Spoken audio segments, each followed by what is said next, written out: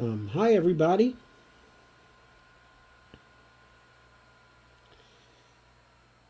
Please share this, and share, like, and subscribe when I put up the YouTube version after we're done here tonight. Hey, Rick, how are you? Stacy, Kay, great to see you. Dolores, great to see you. Hi, Sandy, and hi, Honey. And that's Bonnie, of course. And Stephanie, hi, how are you? Hope you're feeling better. I hope you start feeling better as soon as we get into the mix tonight. So,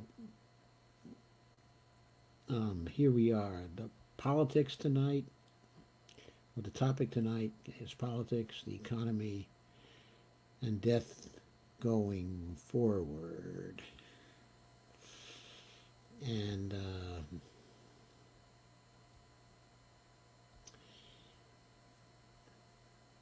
we'll see, that's going to cover a lot of ground, okay, a lot of topics. I want to start off with another remark about the Michael Moore film. Just a few words about it here tonight.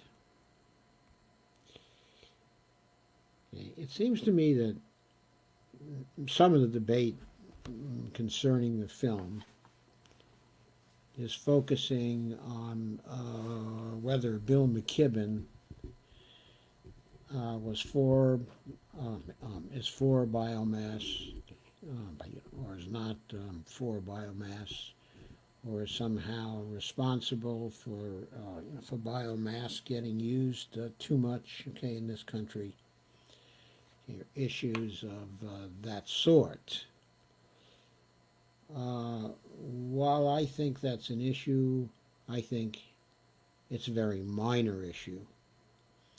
That the real issue for me, which was raised by the video, okay, is the contention that solar and wind, okay, and other renewables won't be successful in replacing fossil fuels as we go forward with the Green New Deal. I don't think the film was successful in showing that. And the reason why I don't think it was successful, okay, in showing that was that he totally distorted the current picture with respect to the capabilities, the costs, and the progress of solar and wind and some of the other alternative sources, actually alternative technologies that have been under development for the last 10 to 15 years. The situation has gravely changed from 2010 and 2012. And even though we have less time to really solve the problems, our technological capabilities to help to solve these problems with alternative sources, okay, of energy are vastly greater than they were about 10 years ago.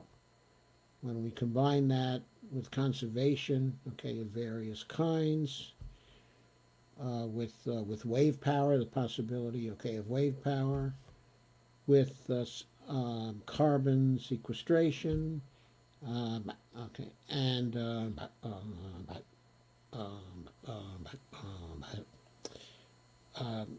whole regenerative agriculture area. We have a toolbox with many, many tools in it. And a Green New Deal program, such as Bernie Sanders' program, takes advantage of all the various tools that are in our toolbox by going forward. And Michael Moore's films, or his film, does not address this big picture with respect to the Green New Deal. And I think that's the issue. Now, I know Michael didn't seem to be aiming at the Green New Deal with this particular film. Okay, I think it's true to say that. Okay, it's fair to say that. But insofar as the film is important, it's because of its implications for the Green New Deal. And to me, it seems like these implications, okay, are slight. And it also seems to me to be the case that the attacks on solar and wind that occurred in the film were terribly, terribly irresponsible from the standpoint that they seem to be in the service of constructing a narrative and not in the service of telling the truth about the capabilities of solar and wind right now in 2020. It seemed like the search for truth really suffered in that particular film. And that is my current feeling about the film and the bottom line, okay, of my evaluation of the film. I think it does a disservice to Michael Moore. It does a disservice to the filmmakers. It does a disservice to the climate movement. And it does a disservice to all the people who are putting their heart and soul into the climate movement, okay, at this time. So I just wanted to put in that as sort of, it's not a final word, okay, it's an interim word. Okay, I think the debate will continue to go on for some time to come. I'll be active in that debate, and I hope that you'll be active in the debate, okay, as well. So back to our topics for tonight. Of course, you've heard that Bernie Yang and others were ordered back on the ballot in New York State by the court. And that is very, very good news. And there seem to be legal ramifications of the decision, which was an exercise in constitutional law. So it stands as a precedent for other cases, okay, in other areas of the country where governors or politicians, okay, in other states are contemplating taking names off the ballot of those who chose to suspend but not to end their campaigns. So thanks to Yang and thanks to Bernie for suing, and thanks to the judge for actually producing a decision that does some justice, okay, in this case. So meanwhile, while that great news was happening, our group continued to work on the job of bringing the record of Joe Biden to the public. In our group has seen quite a few posts, okay, in this area. Sandy Degg continues to do a really great job, okay, in her posts. And I think if we keep this up little by little, day after day, we keep on reminding people of the Biden record. We do it on Facebook. We share things. And if we're lucky and one or two things go viral and bring people to the page, and we're able to explode that page, I think we will have some impact. And we may indeed have an impact on Biden's polling, which is what, of course, we are trying to do. By the time of the convention, we want his polling to be so weak that people realize he's not really a viable choice for the nomination of the Democratic Party. So, okay, let's say, however, that we go forward with this and we fail at it,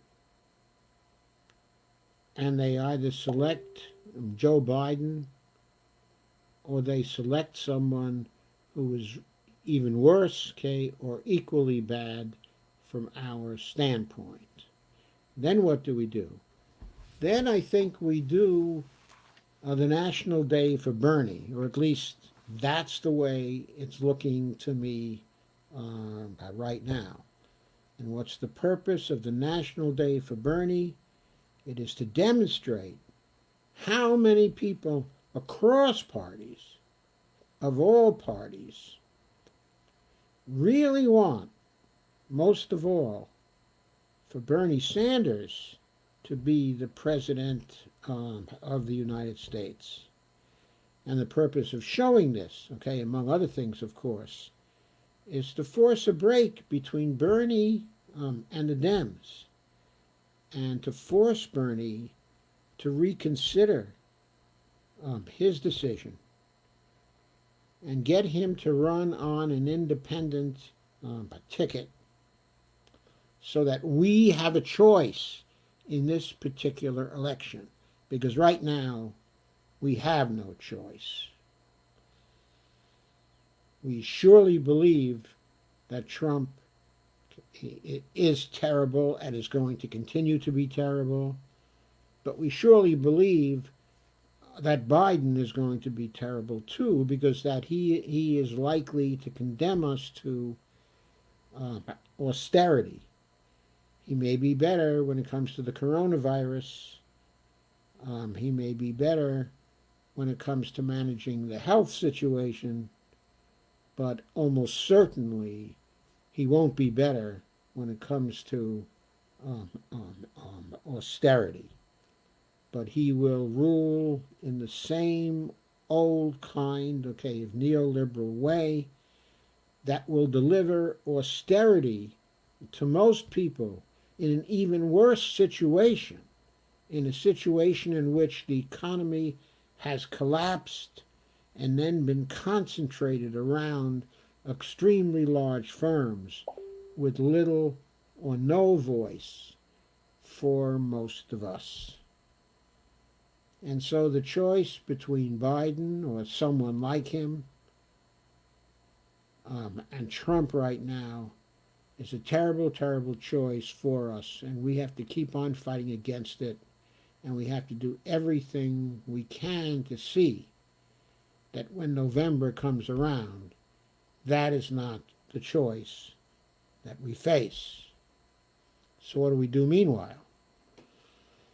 Well, meanwhile, while we're doing these other things, we work on issues and we work on down ballot races. Now, for me, the most key down ballot race in the country is the race, and I believe it's the California 10th, but anyway, it's the Shahid Buttar against Nancy Pelosi. We see, and we'll see further as we go through some of the articles tonight, how terrible Nancy Pelosi has been for us. If I had to say what the worst mistake was made by the progressives in this Congress after the victory in 2018, I think it was that the Congressional Progressive Caucus decided to cave to Pelosi.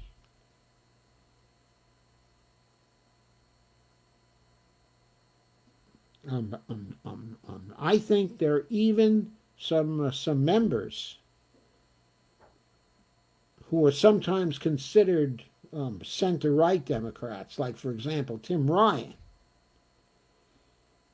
who would have been better, more sympathetic to the plight of working people, as COVID had come down on the economy than Nancy Pelosi has been. I think she's been about as terrible as could be in actually delivering benefits to the millions and millions and millions of workers and small business people who are in deep, deep trouble. We must see to it that she doesn't even have a chance to get elected Speaker of the House again. We must flood the California 10th with contributions for Shahed,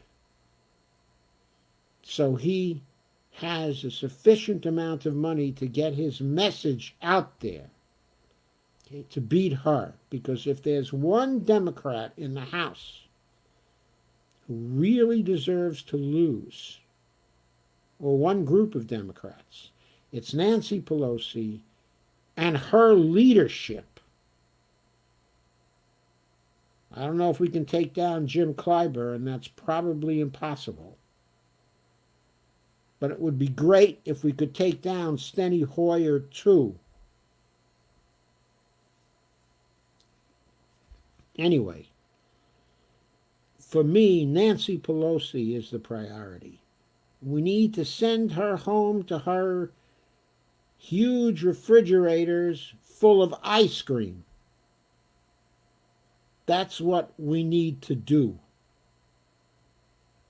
Let her spend her days at the beauty parlor for the rest of her life, if she can find one that's open.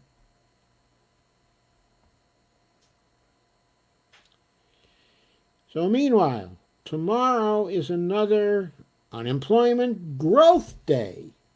Once more. Tomorrow is Thursday, and the new unemployment figures will be available. Are we taking bets? Is it going to be at 4 million tomorrow? Is it going to go down to 3 million? Is it going to be another 2.5 million?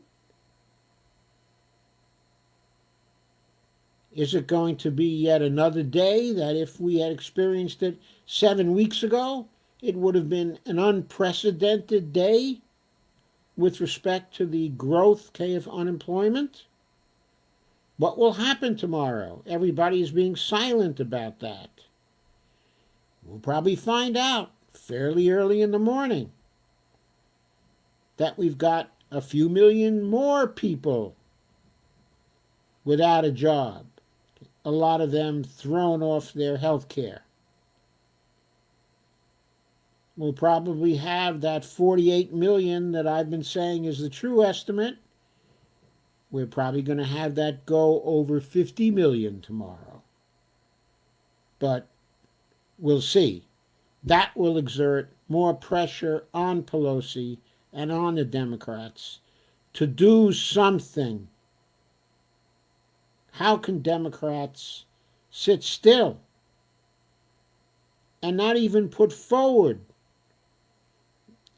any bills that are going to help most of the unemployed people, and just sit there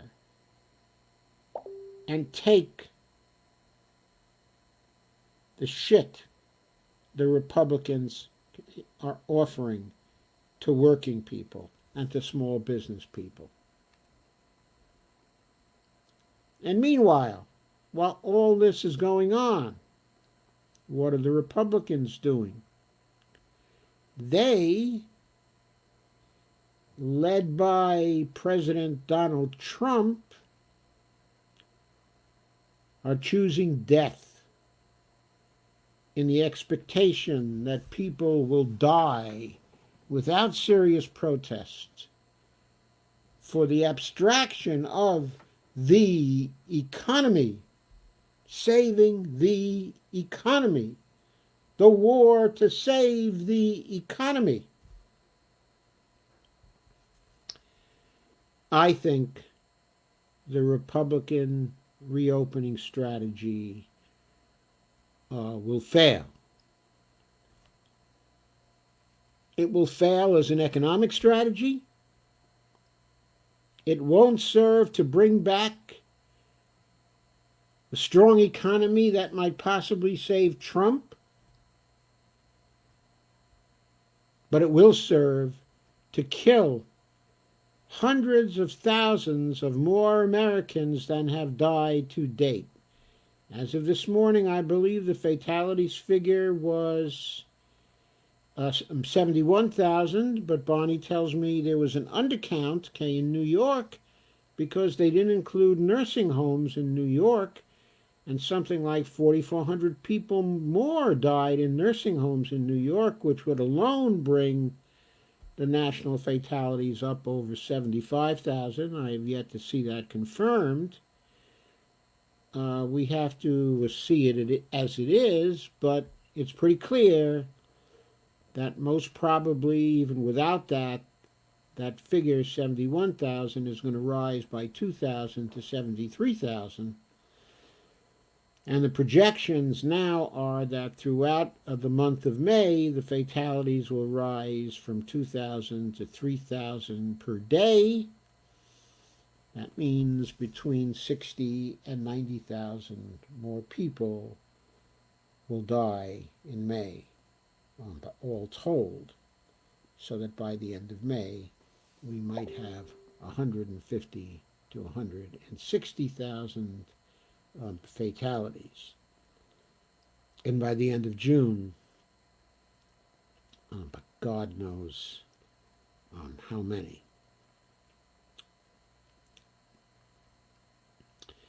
So let's begin to go over some of the articles for today.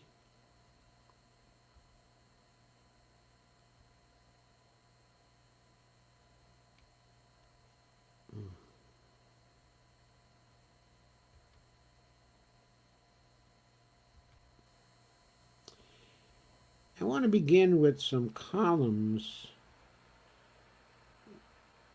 from the Prospect by Dave Dayens. The columns.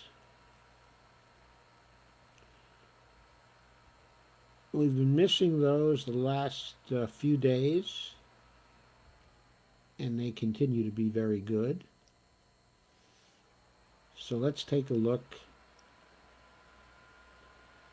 at some of what three of those columns have had to say.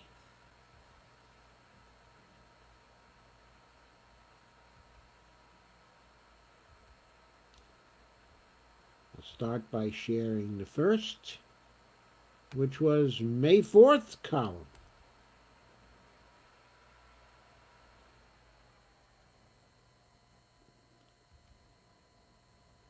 And the May 4th column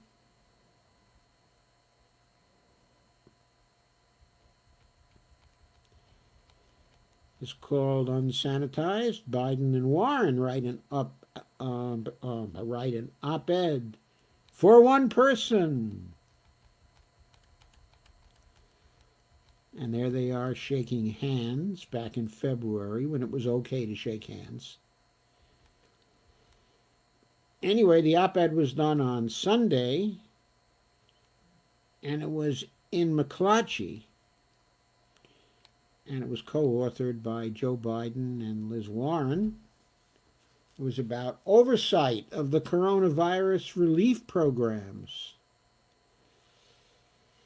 Dave thinks that the venue that it appeared in, rather than in the New York Times or the Washington Post or virtually any other news outlet,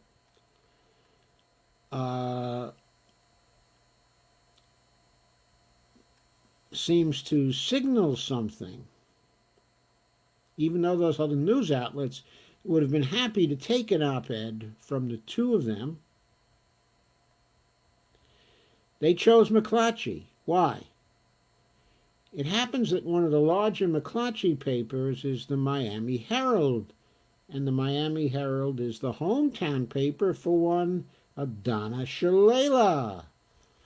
As unsanitized readers know, Shalala is on the Congressional Oversight Commission, one of the monitoring entities of the coronavirus response package, particularly the Federal Reserve bailout programs.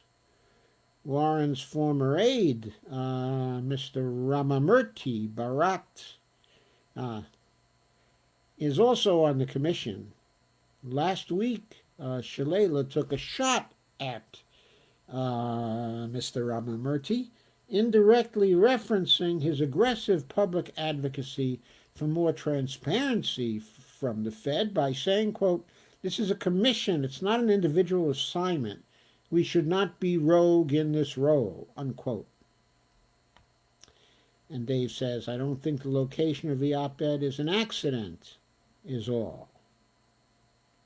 Now to the substance. There is an attempt made here to conflate Biden and Warren's oversight experience between Biden running the stimulus and Warren chairing the Congressional Oversight Panel that scrutinized TARP, the bailout of the banks, of course.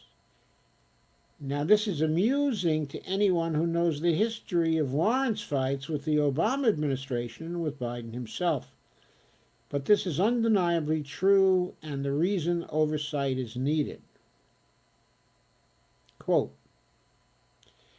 specifically, Americans' faith in government is undermined when the price of helping everyone else is more giveaways for those at the top, unquote.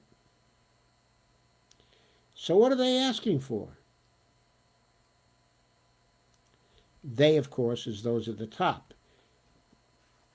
Oh, I'm sorry, not actually those at the top, but what are Biden and Warren asking for?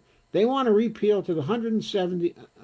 They want a repeal of the $170 billion tax giveaway to real estate developers and hedge funds that just so happened to make its way into the rescue package. Why do you think that happened? The donors. On oversight, Biden and Warren say that, quote, "Both of us have long refused to own or trade in individual stocks while in office, and this should be a requirement, not a choice, for members of Congress and other government officials responsible for the recovery programs," unquote.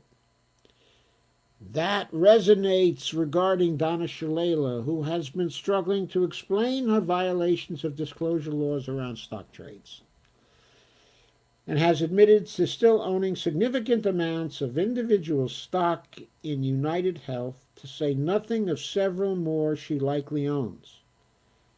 Biden and Warren also want conditions on firms accepting bailout funds, from restrictions on political spending and lobbying to protections for employees from being fired. Shalala has said, quote, "I'm not particularly interested in nitpicking," unquote, the Fed on the terms of their bailout programs. This would fall under nitpicking, says Dave. Finally, there's a demand to protect inspectors general and whistleblowers from retaliation. A call for more transparency from the Fed and the Treasury Department on the bailout deals, complete with a link to Ramamurthy's op-ed on the subject, and a grant of subpoena power and a broader jurisdiction, including the small business lending program for the bailout oversight panel. So, for example, there won't be any more Chris's stuff happening. Biden commits to reviewing every pandemic response transaction if he gets into office and referring any fraud to the Justice Department for criminal prosecution. Quote, "Trump may wink and nod at this corruption. We will not," unquote.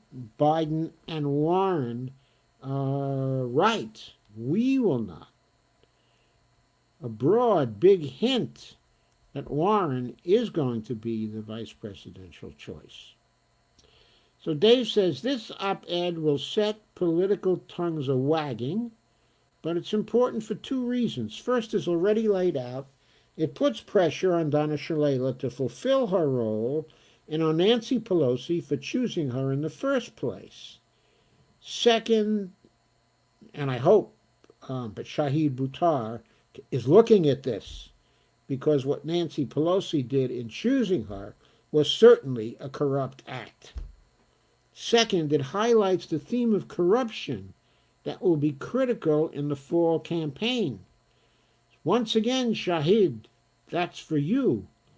There are 6 months for venality in coronavirus response to come out, and aggressive oversight at all levels will be critical to that. Here is the standard bearer of the party and the most prominent anti-corruption politician putting that front and center.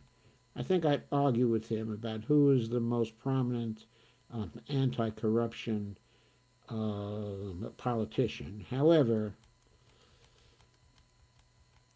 okay, I do agree that Warren is up there, okay, at least. So that's what I wanted to cover in the May 4th column. In the May 5th column, sounds funny to say 5th column, doesn't it? But it is the May 5th column.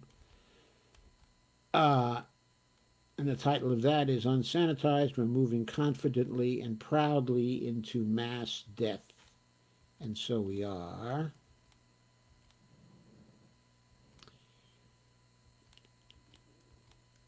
And the first response section of the column says, everyone is trying to make sense of the leaked CDC model that shows coronavirus deaths peaking at 3,000 per day, 70% more than the current plateau, and a whopping 200,000 new cases every day as well. If we have 200,000 new cases every day as well, that means we will have 6 million more cases by the end of May, or a little more than the end of May. Dave says the noted IHME model out of the University of Washington doubled as well, now predicting more than 134,000 deaths by August after sitting on 70,000 for a while. I guess it can't sit on 70,000 anymore, right? Because we've already got 71,000. Going on 73,000 tomorrow. Dave says, I don't think it takes a savant to figure out what's going on here, and I would never claim to be a savant. The IHME model was just wrong. We're about to hit a number of deaths it predicted for 3 months from now, and it recognized its error by tweaking a dial. Though it did not hold out that its projections, quote, reflect the effect of premature relaxations on restrictions. I'm sorry, it did hold out. And so Dave says, a convenient alibi for a model that was already out of date. Yeah, it was already out of date before the opening. So now it gives the alibi. It doesn't reflect the effect of premature relaxation on restrictions, which are, of course, just coming now. The CDC model is more appropriate as a manifestation of what we've been talking about here.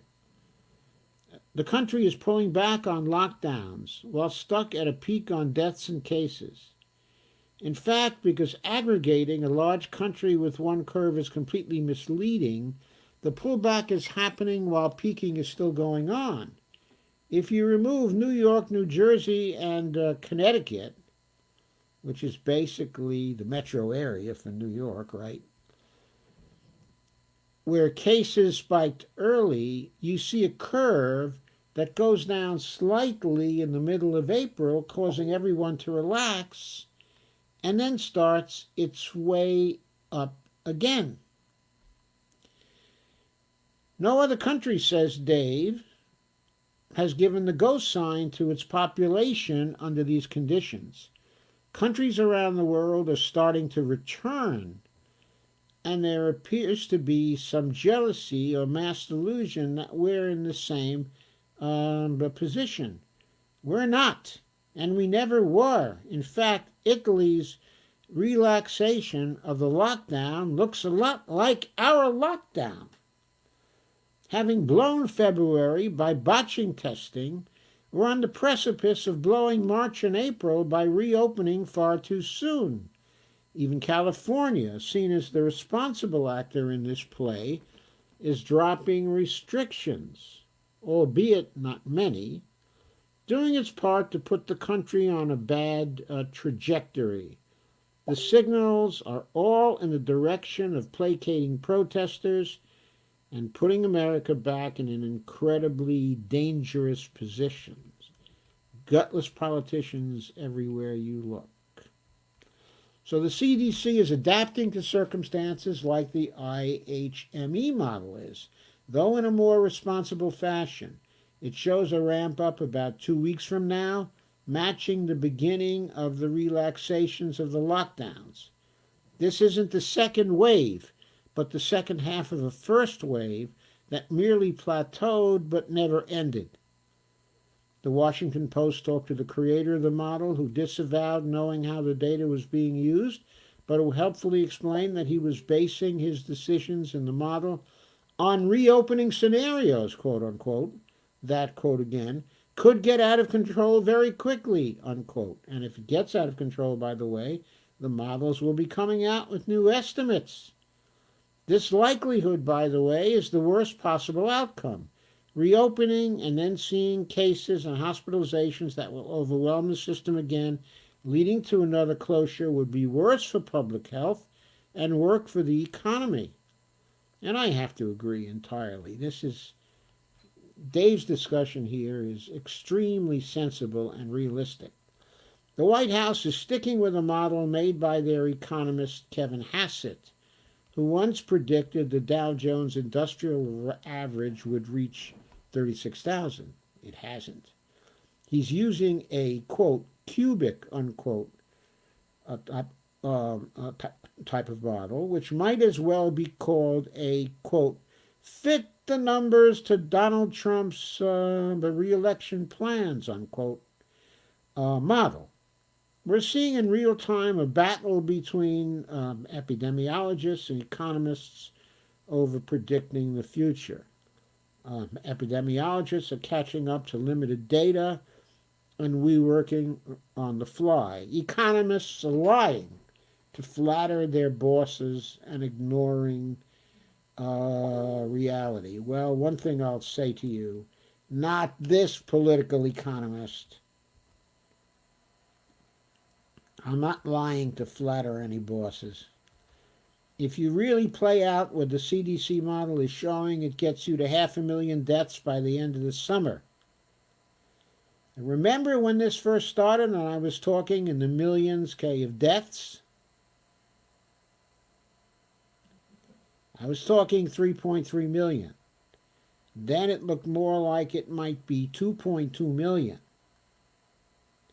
Then, of course, everybody was talking in the thousands. Well, here we are again. It gets you to 500,000 deaths by the end of the summer. And if that's wrong, we still don't know what the actual case fatality rate is, folks. We still don't know what the infection rate is. You have to conclude, because what's happening is so obvious, that this is an acceptable level of death to the president and his staff. Of course, they never did care about anybody else. He hasn't appointed a person to that staff who cared about anybody else except themselves. That was always the trouble with electing Trump. That's been the trouble with sitting here and watching him stay in office. We somehow assumed that having somebody in the office who didn't care about anyone but himself,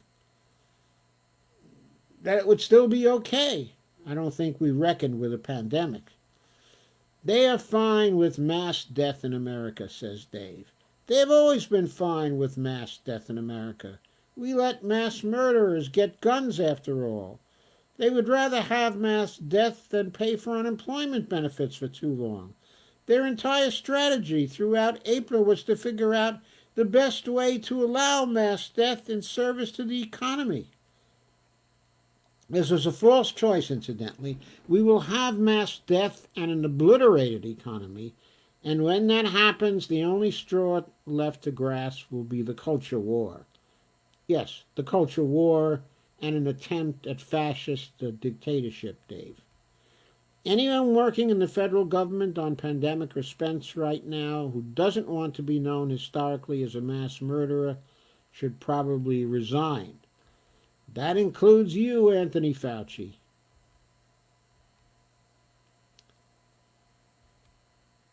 And Dave says, if you think you noticed frustration in the last segment, now I have to report on Congress. The Senate returned to work on Monday, masks applied, mainly to tee up the confirmation of conservative judges. Mitch McConnell's only real agenda. This may break down, actually, after a complaint about him leaning on older judges to retire to make way for young conservatives. There's little sense of any legislating about economic relief due to the crisis. Just like everyone else, the Senate wants to get back to normal as a judicial confirmation factory. In an alternate reality, perceived reality anyway, Democrats think, says Dave, they can squeeze Republicans on the latest coronavirus package, though Republicans appear unconcerned with doing much of anything. I'll just add here, if you want to squeeze Republicans, you have to come forward with bills that appear to have the potential to squeeze them. Bills that people will really, really want and will go to the mat for, and will go to their congresspeople for, and their senators for. Like bills that give them a $2,000 a person basic income for the duration of the crisis, and $1,000 per child, and $1,000 per month after the coronavirus crisis is over for one additional year. That's the kind of bill that would get people on the phones and wherever else they have to go to pressure their congresspeople, their House people, and their Senate people to vote for the goddamn bill. Going back to what Dave has to say, Nancy Pelosi wants to write a $1 trillion plus bill and hold her caucus on a call. Look, that's not going to work. A $1 trillion plus bill isn't big enough. The Jayapal Tlaib bill is a $2.2 trillion bill alone. And then maybe we need the $1 trillion plus bill that Nancy is fixing to pass right now. She says, quote, we have to think big, unquote. We do. Start thinking in terms of platinum coins, you idiot. Elements of the bill include large amounts for state and local governments, food stamp increases, more cash assistance, extension of the boosted unemployment program, vote by the boosted, what that means is the unemployment program that pays an additional $600 a week to people who are unemployed. So people who previously were getting, let's say, $340 or $350 a week would be getting $950. They're supposed to be getting that now, but they haven't been able to get through the freaking unemployment systems. When they register, they haven't been able to get in line and begin to get the actual funds which were appropriated. Anyway, extension of the boosted unemployment program, vote by mail guarantees, a postal service rescue, stronger workplace safety standards, and a few other things. That's what Nancy Pelosi's been talking about. But she's not been talking about the Jayapal Tlaib automatic boost for communities bill, and that's what she needs to be talking about. Dave goes on, good idea. It would have been a better idea when Republicans had any stake whatsoever in the outcome. They thought big about giving the Federal Reserve a $4.5 trillion money cannon. What Democrats are putting together, as many of them admit, is a wish list to join all the other wish list legislation gathering dust in the Senate. That didn't have to be the reality. When Republicans wanted a corporate bailout, Democrats could have held out for some of these suggestions. They did not. And now they'll whine about Mitch McConnell's obstruction, quote unquote, while those who needed the help and a better legislative strategy suffer. That's not to say there will be no bill. Republicans have highlighted some things they'd like to have, mostly liability shields for business whose workers or constructors contract COVID-19. Donald Trump, separately from congressional Republicans, has also talked about business tax deductions, a vague infrastructure plan, and absurdly, a payroll tax cut, not the biggest priority when 30 million people are out of work and therefore ineligible for anything regarding payrolls. Dave, don't forget those 6 million people who are initially out of work before the last 7 weeks. And Dave, don't forget the undercount of perhaps as much as 12.2 million people, 12.2 million additional people who aren't even counted who are unemployed. We're talking 48 million people, probably going on 50 million people now. Let's get that real figure in there. Why do progressives always underestimate the real pain? Why don't we have some overestimations every once in a while? Are we so afraid the conservatives are going to say you made a mistake? We're making a mistake by undercounting these things, by underestimating these things. For years, we've been underestimating the fatalities due to lack of insurance. Lack of health insurance, that is. Anyway, Dave says he seems to think voters will reward him for this. He being Donald Trump. Going further, you can, as Eric Levitz has, envision a three-sided deal where Democrats give on the liability shield and cut Trump in with a payroll tax cut and some infrastructure spending in order to get $1 trillion in state and local government aid and some other goodies. That's what a logical political system would bear.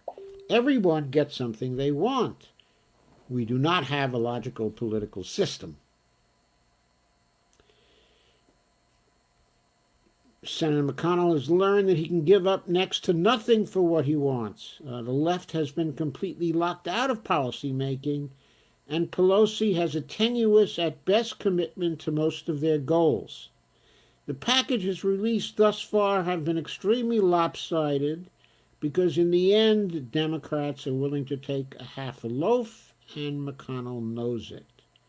Now, I want you to remember, I want you to compare this with what happened when the Republicans took over in 2011, when they took over the House and the Democrats held the Senate.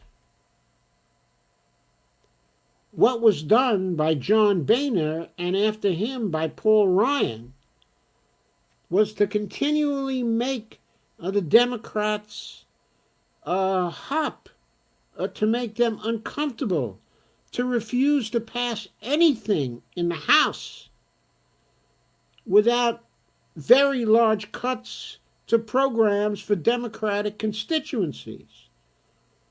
They even created the fiscal cliff to cut things across the board and to do anything but raise taxes, because they had promised their donors, of course, there would be no increases on their watch.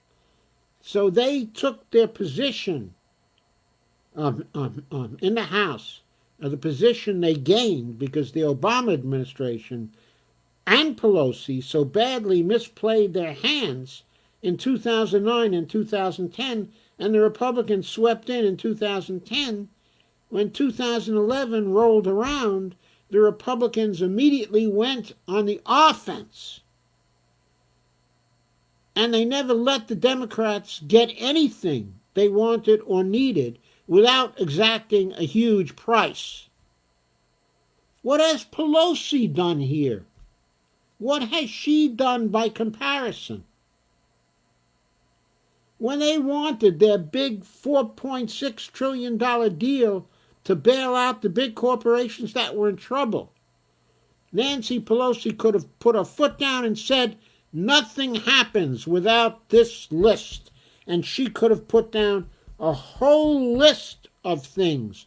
All the things that were passed then, and all the things passed so far, and all the things being contemplated now. And she could have said, you don't get your $4.6 trillion trust fund unless this is in the same bill. What do you think of those apples, people? She could have done that. That's what a real leader would have done. But she did not do that. One final point. The court-packing push, already well underway, arguably voids the need for any liability shield for corporations, since it would add confidence that conservative judges will protect our businesses. I don't really know that Mitch McConnell needs to come to the table at all, or at least not without a true collapse in Republican standing that's months down the road. And then he concludes, that Democrats played their hand very badly. They did. But who is it who was playing the hand for the Democrats, at least in recent months, at least for the last year? It has been Nancy Pelosi. She of the exotic ice cream in her refrigerator. She has played her hand very, very badly, showing that the myth of Nancy Pelosi being some kind of political genius, which somehow survived her loss in 2010, never had anything to it. She was never any political genius. She was a political malpracticer from the get-go.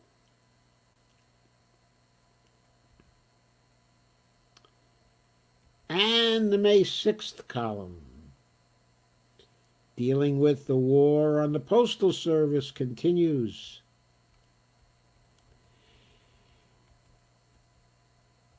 We got some really bad news on the post office front last week.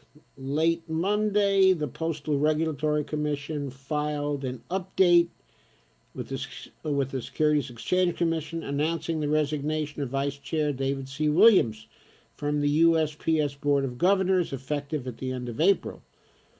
Williams had been confirmed for the position just in August 2018 by a Senate voice vote. Technically, he was filling a term that expired in December 2019, but he had until the end of this year to depart and could have been reinstated for a new term. This is distressing for a couple of reasons. First of all, nobody is more knowledgeable about the inner workings of the Postal Service than David Williams. He was a longtime Inspector General who wrote the famous, to me anyway, white paper in 2014 arguing for the return of postal banking. He was an innovative voice for improving revenues at the agency while also solving basic societal problems. Wouldn't a postal bank have been a good place to deposit the CARES Act payments so they weren't stolen to cover existing debts? Question mark, says Dave. And he understood the mission of the Postal Service, to connect the nation and promote commerce.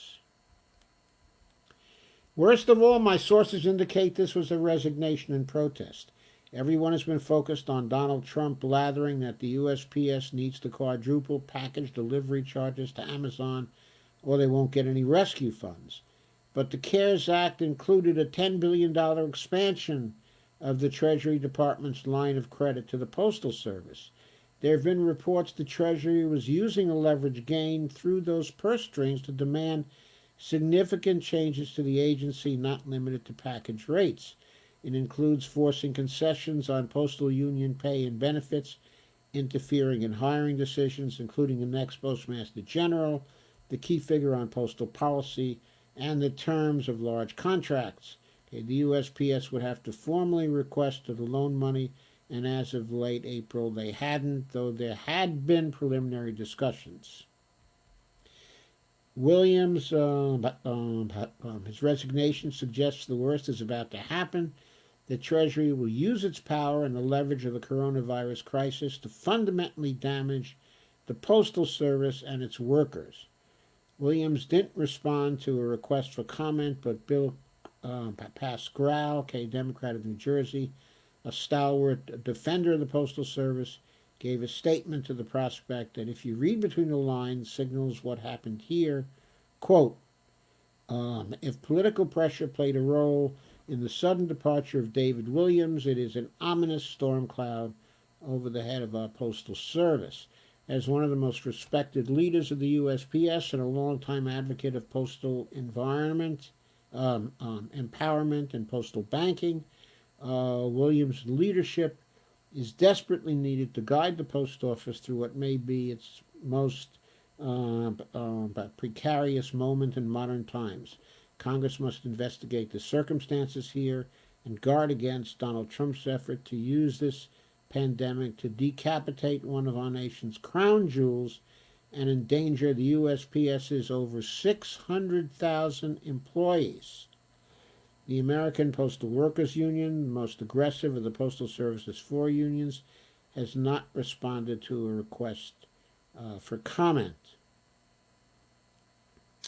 There will be plenty of vacancies at the Board of Governors if Donald Trump loses in November, and the Democratic President and Senate would likely have Williams atop the list to fill one of the seats.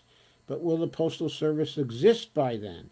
This is a classic example of capitalizing on crisis with forces interested in the destruction of a trusted and vital service making their move. FedEx, and UPS and Amazon must be thrilled to see their rival floating in the water and their ally holding the life preserver. So,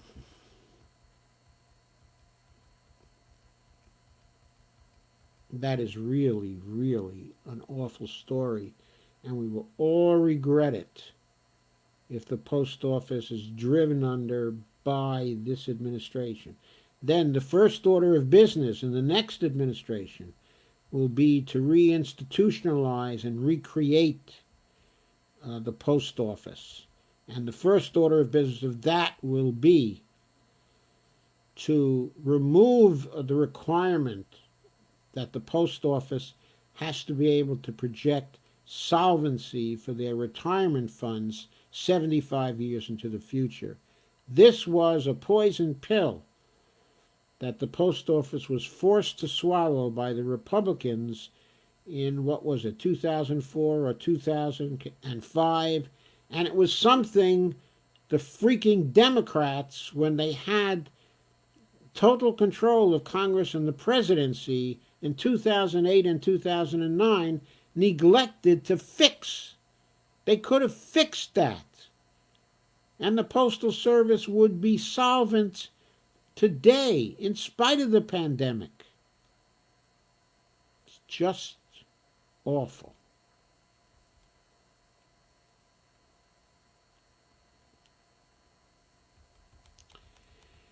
Well, I'm not going to go through the rest of this column. I will go on to some of the other things I had for you.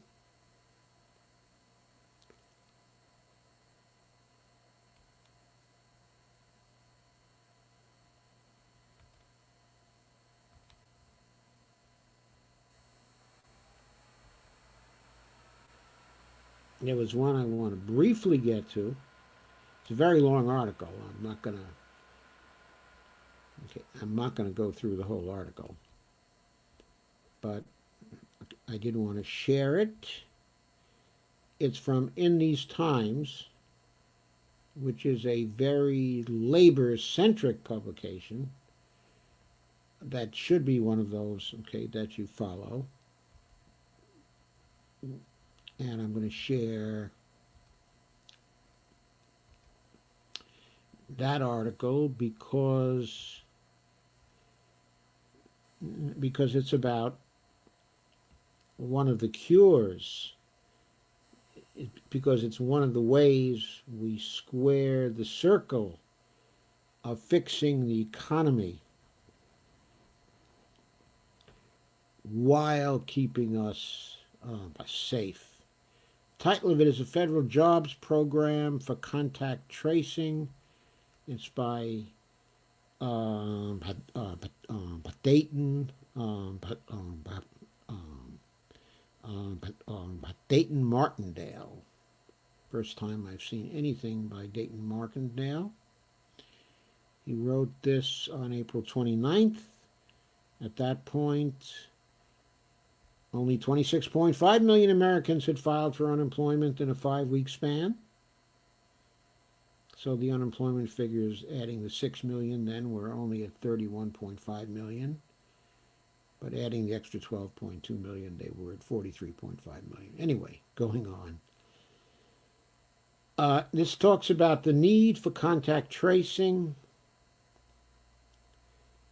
and the likelihood that to put together an adequate contact tracing system, one might have to create 300,000 full-time salaried contact tracers managed by the CDC to be recruited, trained, and hired as soon as possible.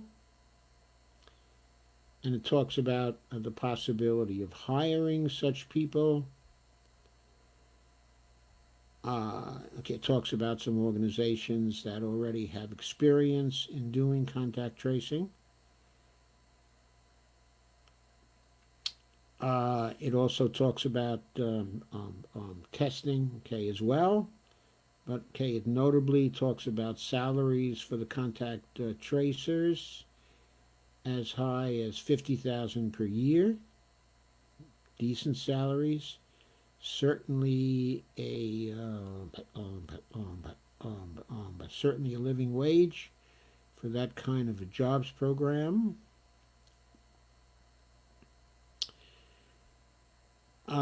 It quotes one estimate for an adequate testing effort to go along with the contract tracing comes from the Rockefeller Foundation, where they propose a scaled-up testing effort that could cost $100 billion in the short term and up to $500 billion over the next year. To administer these tests could be another job for new public health workers. And he says, while this estimate is on the high end, it's clear that the nation's public health infrastructure, whose per capita funding decreased 9% from 2008 to 2016, which is one reason why we were not ready for this pandemic, and which has been gutted further under Trump. In other words, decreased from 9% to 2016 under the Obama administration, and has been gutted further under Trump, is going to need more resources. Adequate testing enables tracing to be more comprehensive, but we can't simply neglect the latter. A federal jobs program for contact tracing will require its own dedicated funds. The good news is that contact tracing is relatively cheap. Experts estimate that a full fleet of 300,000 would cost in the range of 10 to 15 billion. And the pay proposals range from $17 an hour to $50,000 plus full benefits. And the article says let's push for the latter, because even 15 billion is a tiny fraction of the trillions already spent on economic relief.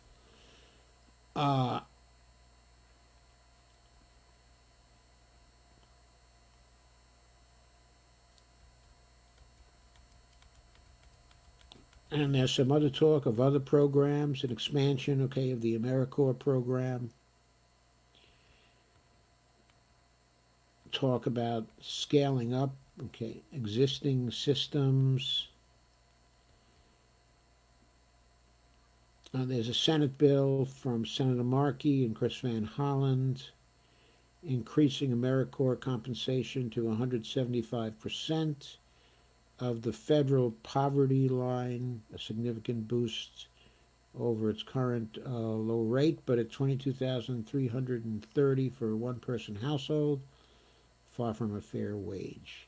An earlier bill from Senator Markey and Chris Van Hollen, who also support the new proposal, had suggested 200% of the poverty line, and progressives should demand even more, including the right of the participants to unionize.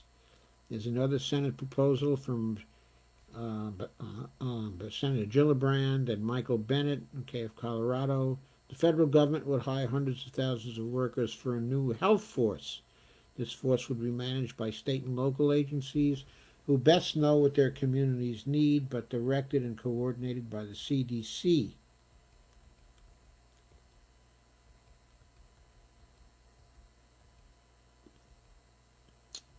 And the article reports that Senate Democrats in the working group have explicitly evoked 1930s Work Progress Administration and Civilian Conservation Corps as models.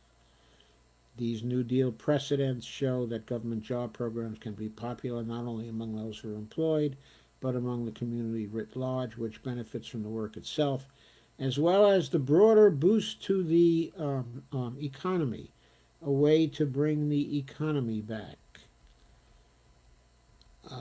And there are some references to the Roosevelt period and what was done, in there. And then the path forward, perhaps the biggest obstacle to a federal public health corps is, guess who? Mitch McConnell. But I'm not sure that's true. It may be just as big an obstacle as Nancy Pelosi. We have to see. So far, coronavirus relief bills originating in the Senate have fallen short of actually protecting everyday working people. The most recent bill garnered the opposition of Alexandria Ocasio-Cortez, as well as several progressive groups, including People's Action, Sunrise, and Indivisible. And Angel Padilla, Individual's National Policy Director, quote, says the House is swallowing whatever the Senate gives it, unquote. For this reason, Padilla hopes the next bill, which could come this week, he says, will be drafted first in the House rather than in the Senate, giving Democrats more control over what's in it. Maybe it will be drafted first in the House, since Nancy Pelosi seems to be drafting something. The question is she drafting something that is decent?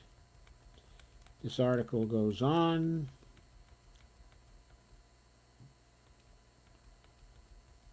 And it starts to talk about much broader programs. Some of the experts in these times spoke to suggest that strategically a public health corps is more likely to get through Congress, framed as a temporary crisis response.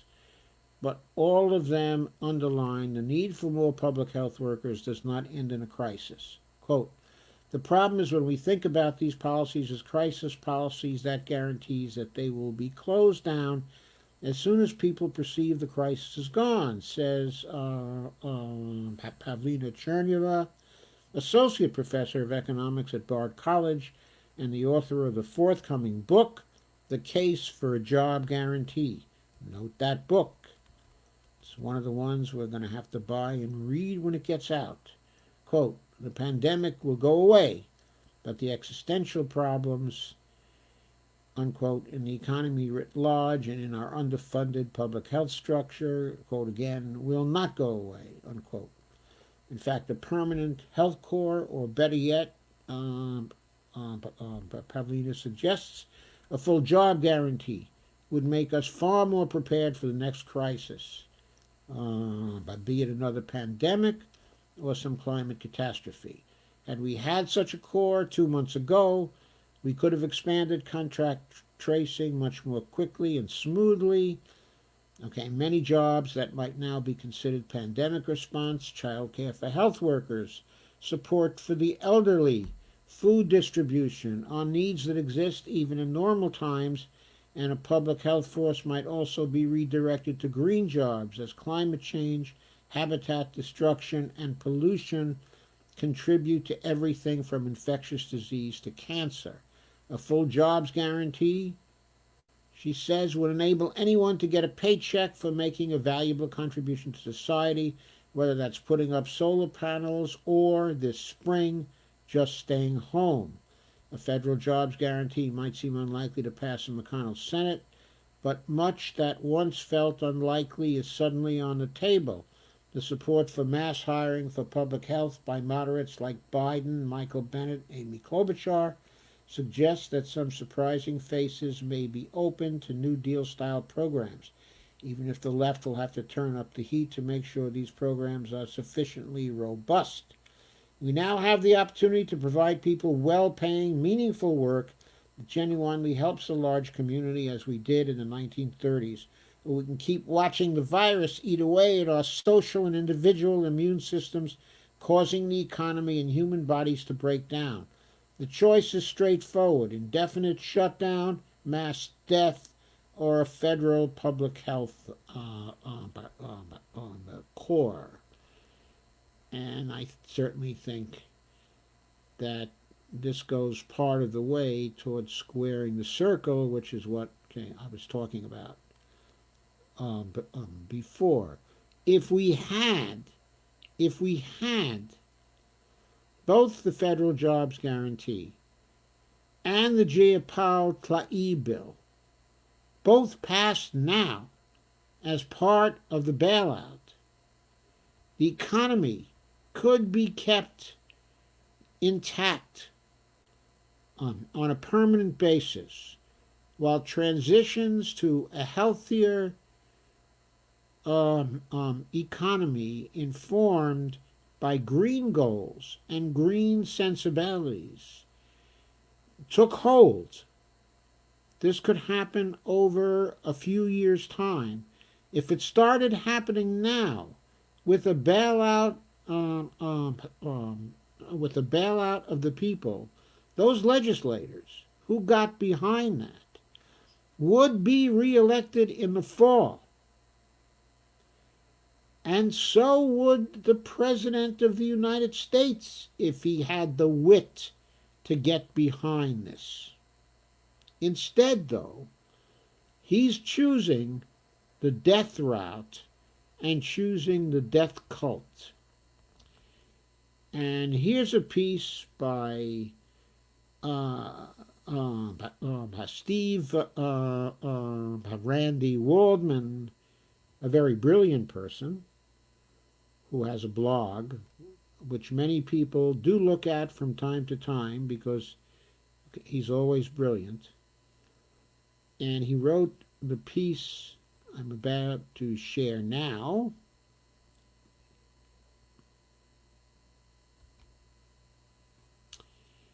He wrote the piece that I'm about to share now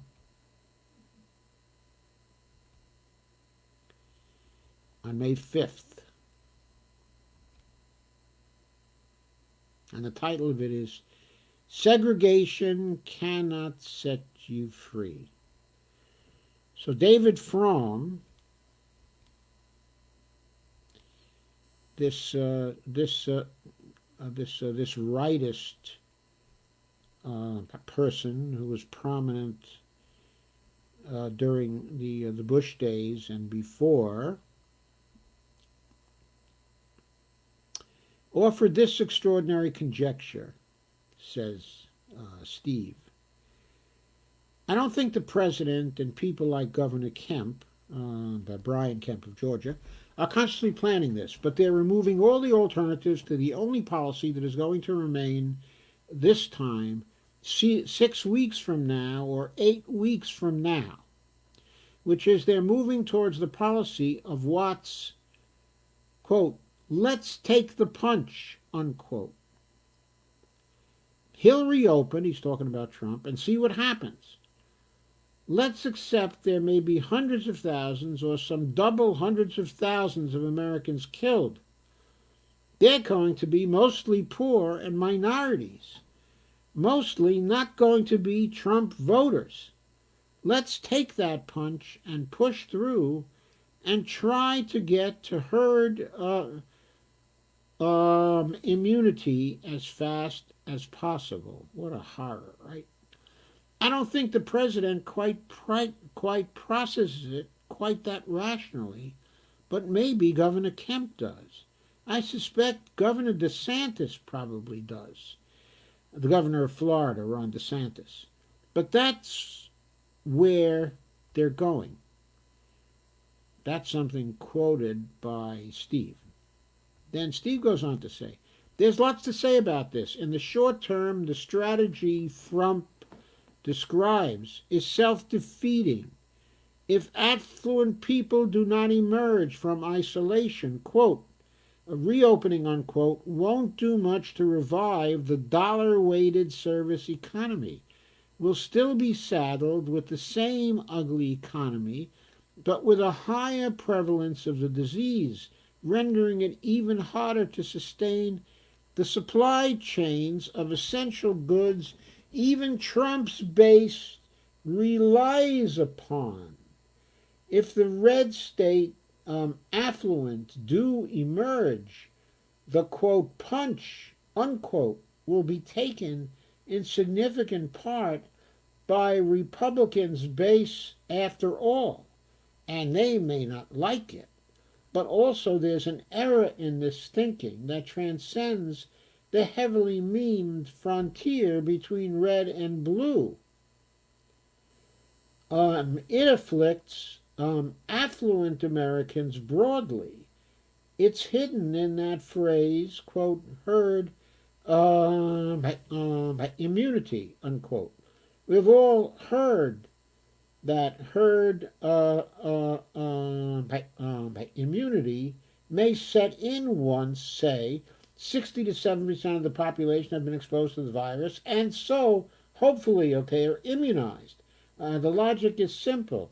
If R naught is 3, then once 2/3, that's the infection rate, then once 2/3 of the public have been infected, 2 of the 3 people a new case would have infected will now be immune.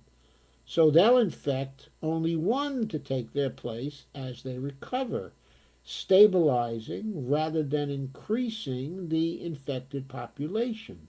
Once more than 2/3 are immune, on average, they'll infect less than 1 person.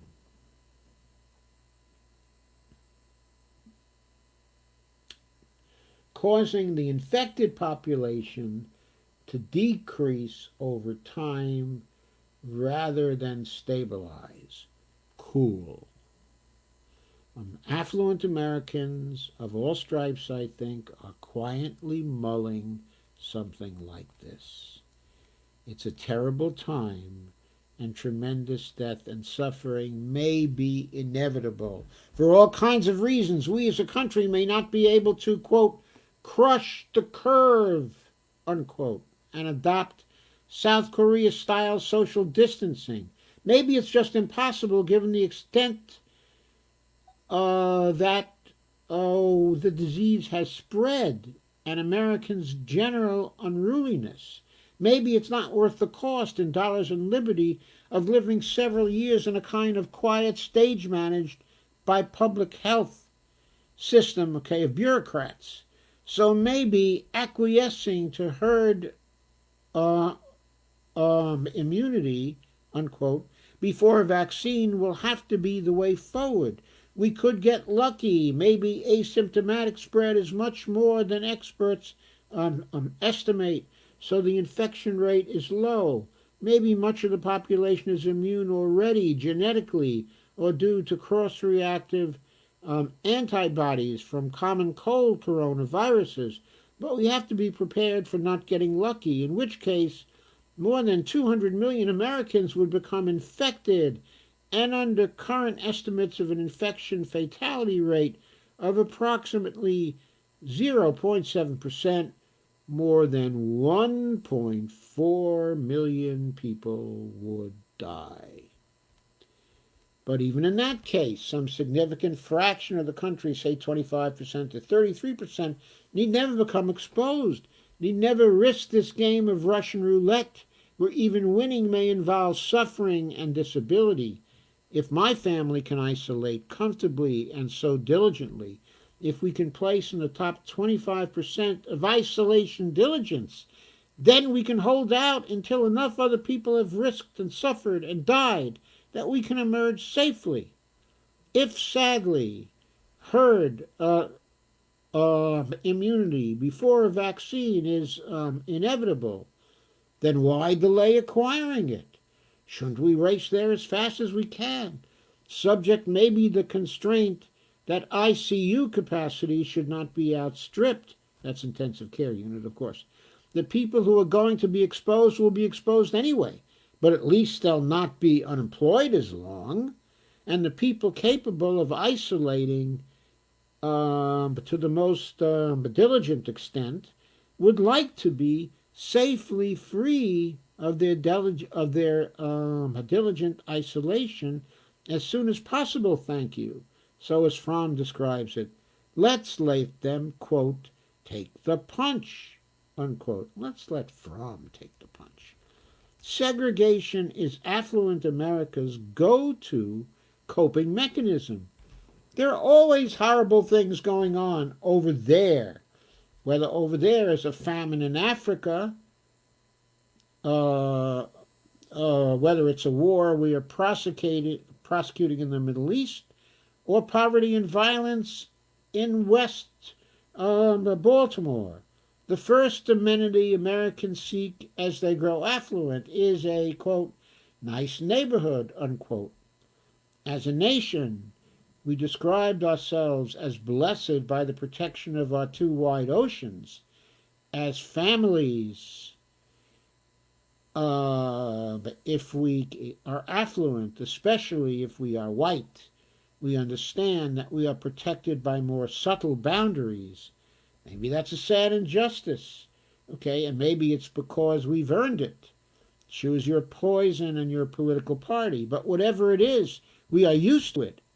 It's not surprising when we read that COVID-19 has hit poorer communities, black communities, immigrant communities disproportionately. It may not be right, but it's the way of the world. And whatever our political or ethical attitude, affluent Americans tacitly rely upon it. Manhattan, denser but whiter and richer, has less than half the COVID infection rate of the Bronx, which, by the way, is where I came from. No, we didn't have anything like COVID, fortunately, at that time. But the segregation that so often protects affluent America this time cannot free it. Remember how herd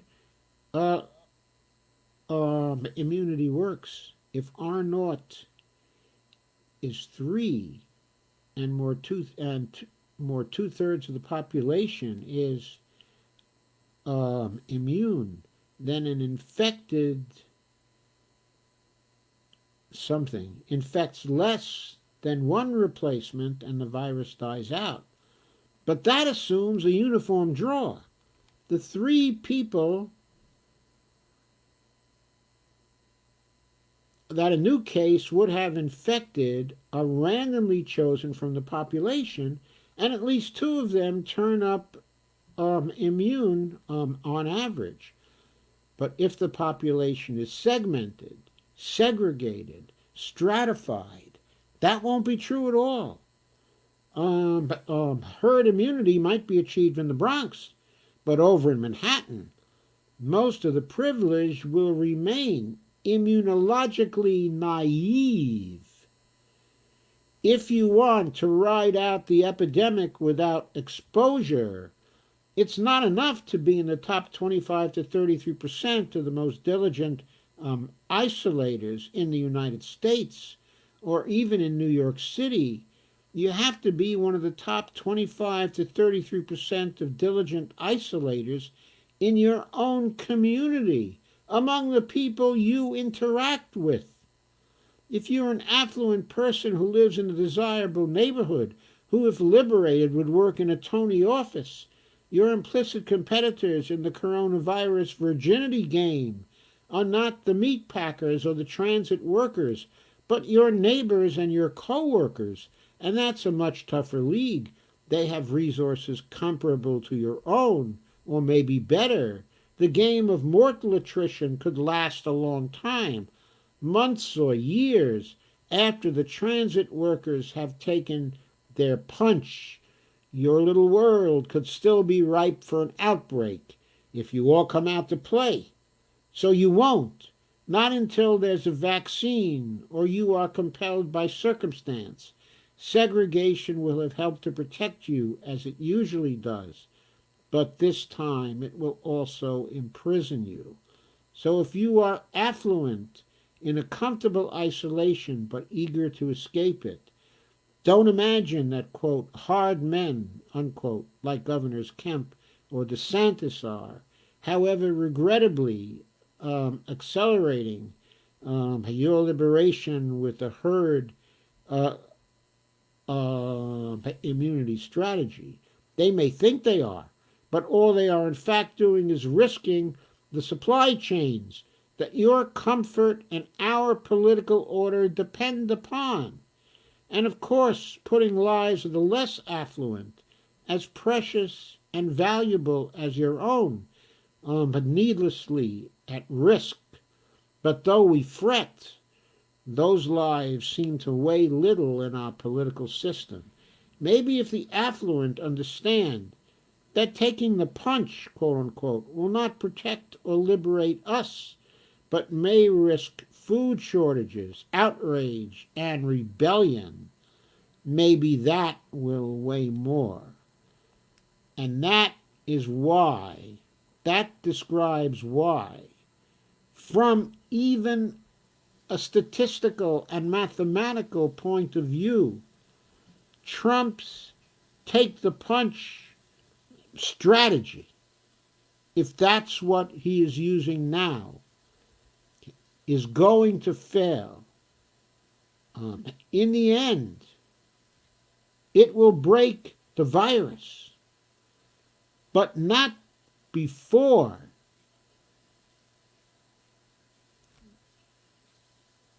the economy is broken, because the supply chains, okay, are broken.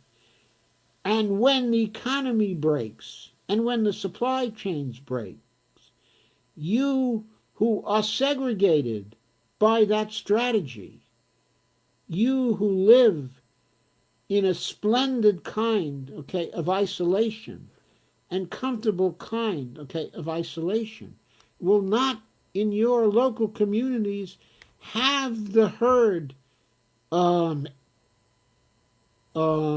immunity. If the herd immunity is in the Bronx, it won't help you in Manhattan. If the herd immunity is in downtown Washington, D.C., in the poor neighborhoods there, it won't help you to have herd immunity in Ashburn, Virginia, where I live. That's not going to happen. So, the deaths will continue, and the trade-off for jobs and the economy in the end will not work. So the Trump strategy is self-defeating. And the way out of the Republican strategy and the Trump strategy, the way out of the death cult, the way out of the death movement, is to pass immediately the Jayapal Taib on the basic income bill, and shortly thereafter a comprehensive federal jobs guarantee bill, which I'm sure Bernie Sanders would be all too pleased to put before you.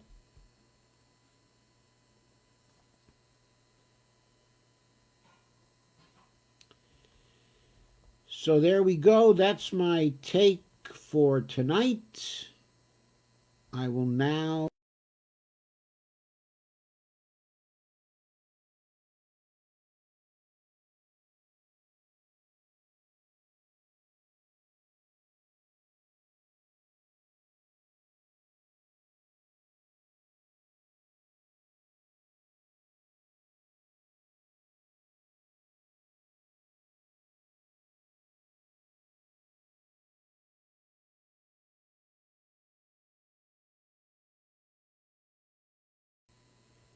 I inadvertently ended my live stream. I hope you did not go anywhere.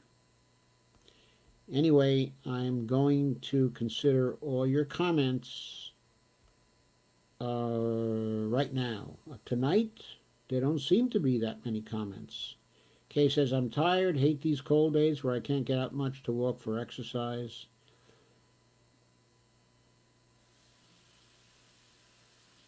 Stephanie says, I looked, I can share everything but Dr. Joe's live stream. Oops. Steve says, fuck the Space Force, we need a health force. Steve says, might be a glitch.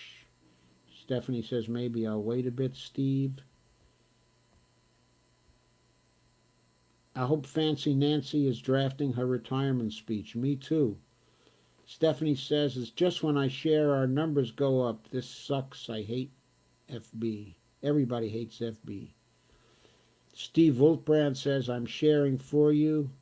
Thank you, Steve. Thank you for sharing. Stephanie says, our number should be higher. Stephanie says, Richard, do you want to join the general chat group? Steve says, we don't even know if people get immunity. I think there's considerable evidence they do get it. We don't know how long it lasts. That's the trouble. There's some immunity from the antibodies, but as yet, we don't have a hard idea of how long it lasts. I mean, it might last for only as long, okay, as immunity to colds last. Okay, or it might last as long, okay, as immunity to the flu lasts, or it might last a lifetime. At this point, we just don't know. So Stephanie says, you need to make the group a private Facebook page. I had to turn off the notifications today because it was driving me nuts. Yeah, I'm not sure you need to make the group a private Facebook page because we still have a lot of people in the group chat. I think we have to find out how to turn off the notifications, okay, if we don't want to receive them, how to turn off the Facebook notifications. Yeah, because it kept popping up when I was doing other things. And if the virus should mutate, okay, if it mutates, okay, and it acts like the flu, we would expect it to mutate, and then we're going to have the vaccinations that follow the period during which, okay, it's unlikely to mutate. So in the case of the flu virus, we have to have the vaccine every year. We have to have a change in the vaccine every year in order to accommodate changes in the virus. Is there going to be a link for the R naught factor piece? Yes, I put it in the description. It's in the description now. Okay. It's the one that goes to interfluidity.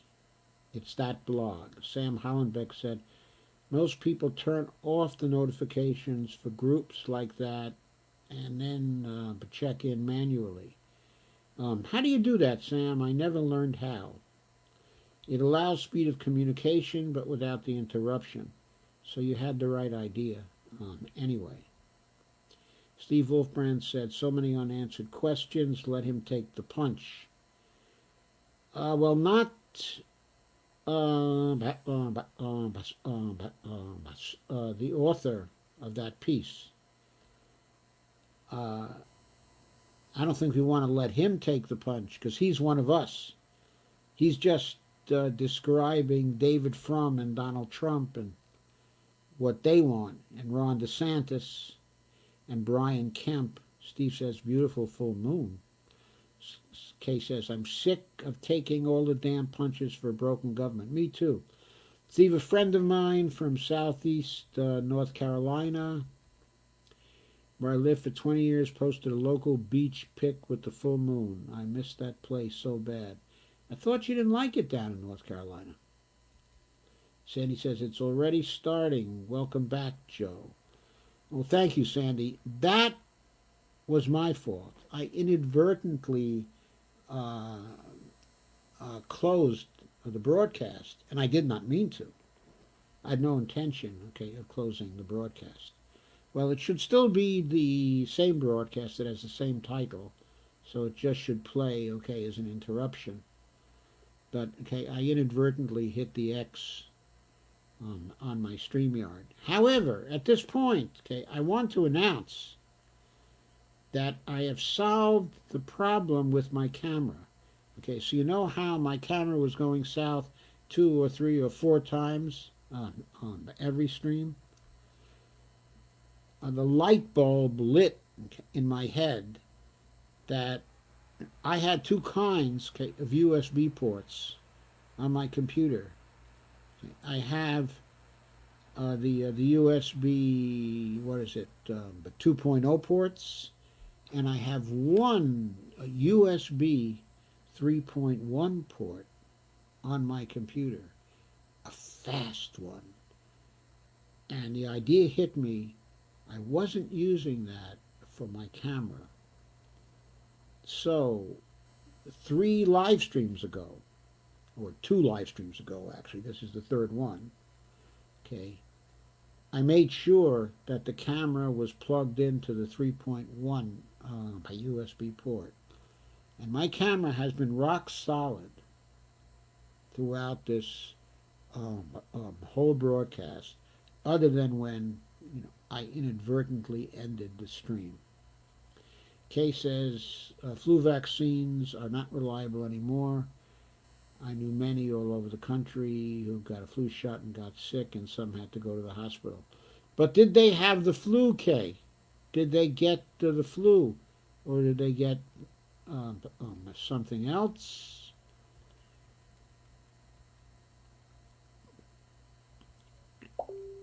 And Steve says, Bernie is over for me, feeling betrayed. Yes, I am feeling betrayed, as well. But the fact still remains that the only decent choice for us for the presidency at this point, if we could possibly do it, still remains Bernie Sanders. He's the only one who would be decent and would have a chance to win. And even though he disappointed us for sure in this campaign, and he disappointed us in the 2016 campaign, as well, I think we'd be much happier with Bernie as president than absolutely anyone else who could possibly win that we could name. And Matt says, it is immoral that the federal government did not shut down the country, provide all necessary testing and economic security for all citizens. Thousands of lives would have been saved. Yes, most of the 71,000 lives would have been saved. In fact, some of the models have estimated that if Trump had closed down the economy 2 weeks earlier than he did, the number of fatalities, by the time the fatalities hit 61,000, would have been something like 4,000 fatalities.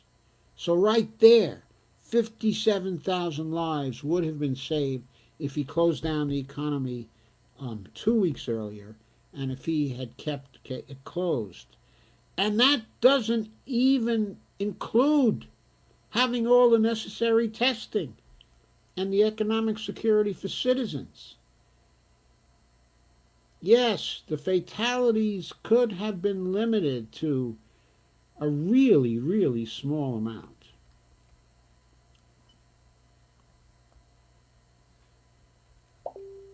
And Stephanie says, I can't believe I cannot share. You gotta be in Facebook jail, Steph.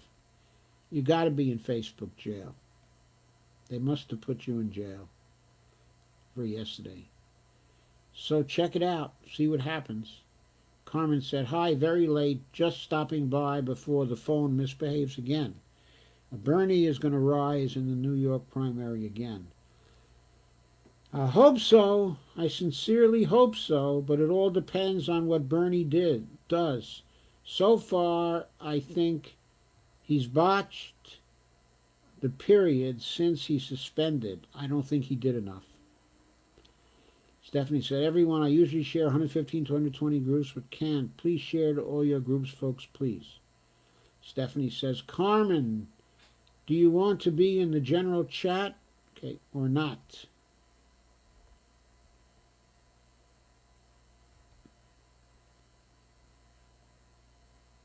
Carmen says, I don't have a proper device right now, so sorry, no. Okay, any more comments?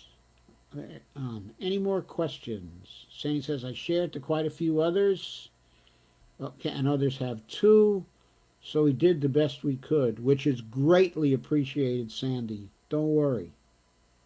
It's greatly appreciated. And Sam says the instructions on how to mute a chat are now in our general chat. You have to join it to see.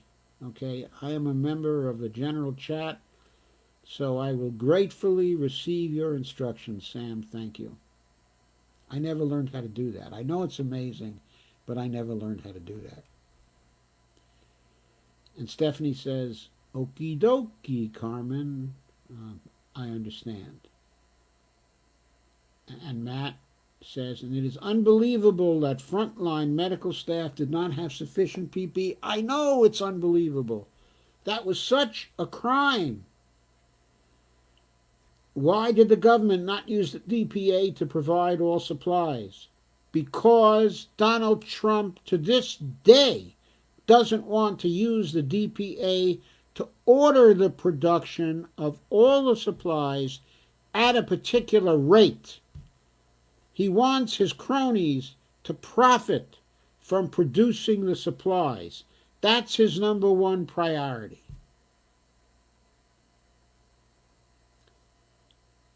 And Stephanie said, I appreciate everybody took up the slacks and shared to all the groups. It means a lot to me for Dr. Joe to get his shows out there so we can get the viewers. When I can share it, makes me feel horrible. Stephanie, don't feel horrible. As long as you do the best you can. We all understand the vagaries of Facebook and how difficult it is. But just work with the rest of the Share Army to do what you can do. And believe me, I appreciate everything you can do. And look, we have a lot of viewers right now. There are still 20 viewers right now.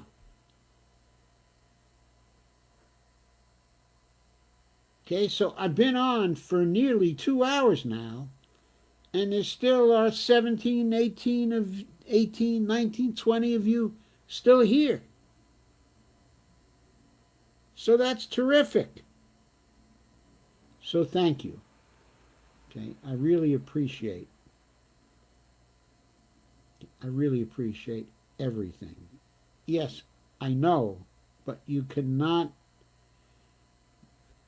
but blame yourself for the barriers that Facebook puts in the way. I mean, Facebook is going to be sitting on us forever. That's just the way it is. It's the penalty we're paying for being on this particular platform. If we can start building up the YouTube platform, we should be able to get less suppression on there. But it'll still be suppression because everybody on YouTube is complaining about that too. Certainly there. So we really have to investigate other alternatives like the Rockfin alternative and the Twitch alternative. I think those alternatives are probably too small now, but maybe we got to get started there, okay, as well.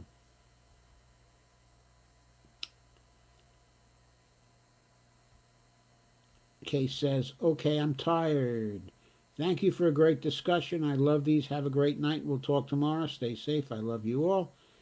And Sandy says, people will view tomorrow. It's okay. That's right. It's okay.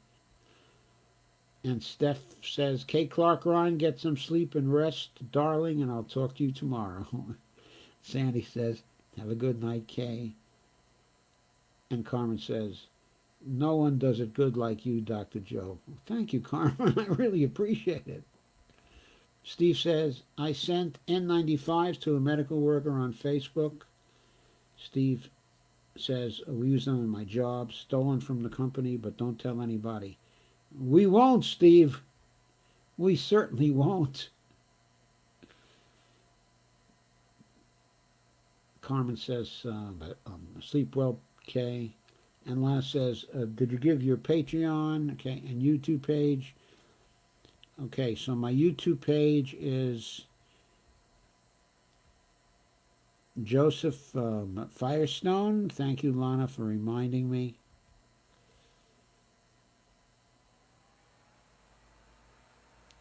Yes, Joseph Firestone. My Patreon page is at patreon.com.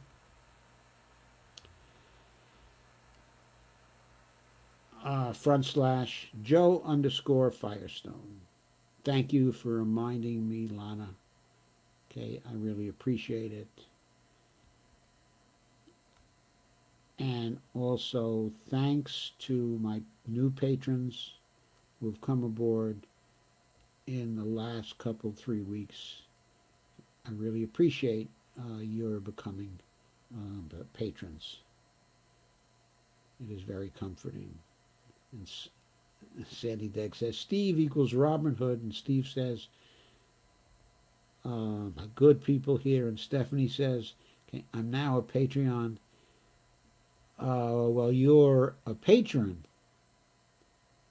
Okay, the patrons are the people who support the creators on the Patreon site. And Sam says, good night, everyone. Thanks, Joe. And thank you, Sam, for coming. Thank you very much, indeed. And Lana says, or Robin face mask. Smile, Robin face mask. Sandy says, have a good night. Everyone have a great night, and I'll see you tomorrow. I have to check with Jeff Epstein. I might have another Jeff Epstein talk. But tomorrow, or I might have, okay, it might be a week from now. Okay, I'm not clear, but I'll check with Jeff, okay, as soon as I get off and see whether he's coming on for another session tomorrow. If he's not coming on tomorrow, it'll be next Thursday. But I'll have good stuff tomorrow, don't worry.